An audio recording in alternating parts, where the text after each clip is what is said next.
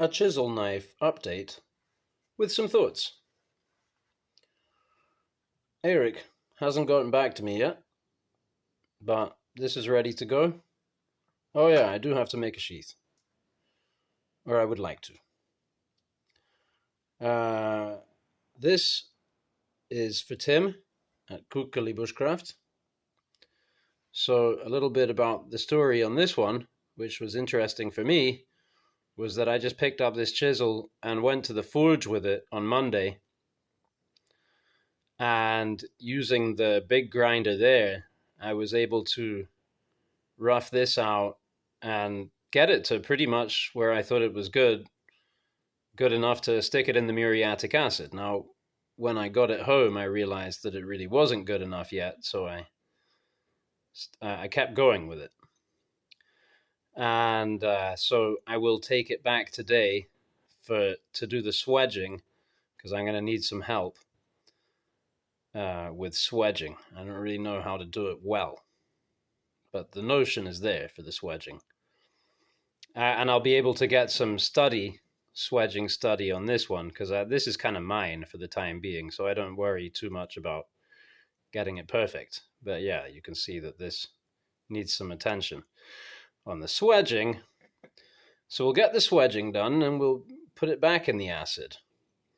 And something that was interesting here, I thought, was that I was able to get quite a lot more length out of the chisel this time around, because I very conscientiously started out. I mean, you could see that this is the same length as the actual chisel. And to do that, I had to bring the point of the chisel this way with a carbide hammer. Hence, you can still see a couple of carbide hammer marks, and I'm not going to bother taking them out because they'll just kind of blend in with the etch. And we're going for a slightly rustic kind of patina look for this traditional Finnish Puukko homage.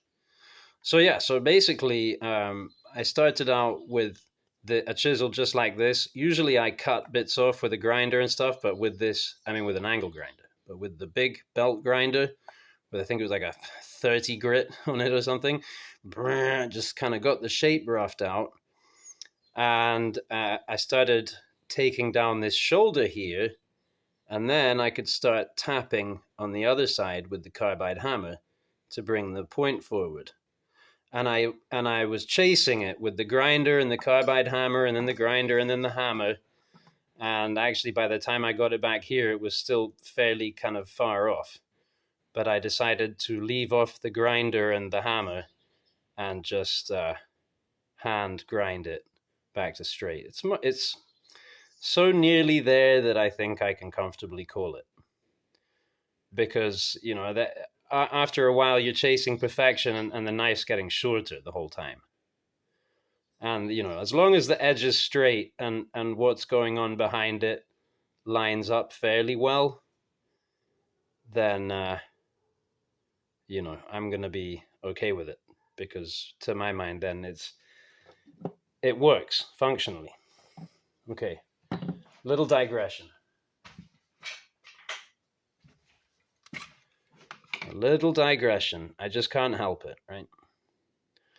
Because the longer I've spent looking at knives, the more I see that even a very good knife like this one, you can see that the cutting edge does not line up with the handle. And this may have been through heat treatment and warpage rather than the grinding, I don't know. But you can see that it comes off this way a little bit. And so that, at this level where it's so perceptible to me, I wouldn't be happy to send off one of my chisel knives. But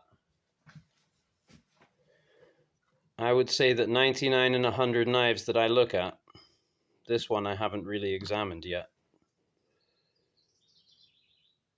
But I can see that it's asymmetrical at the tip here.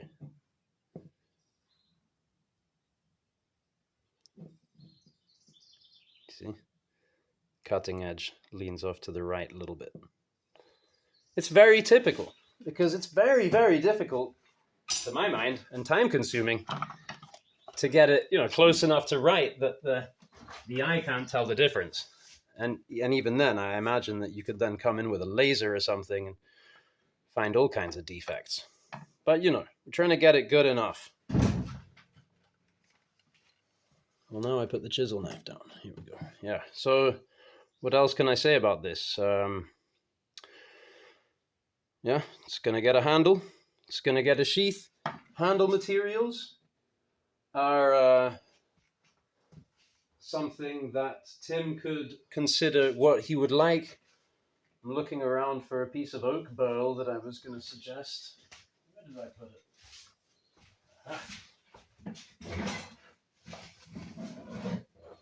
These.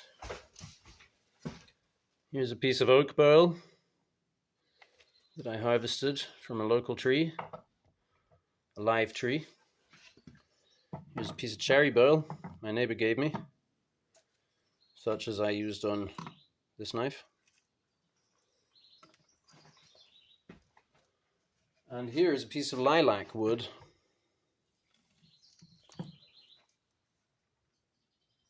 You can see some little bit of that purple in there.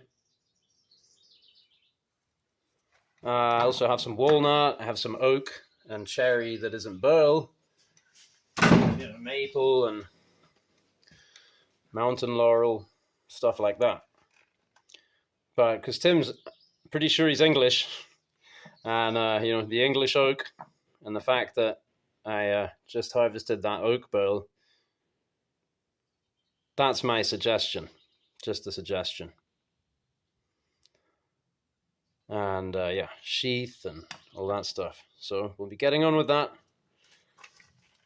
And I guess I'll leave it there. Hey Tim, you seen my mini axe? You like axes. I like this one. I use it on my Dremel mini lathe for finishing pins with the Damascus cutting effect.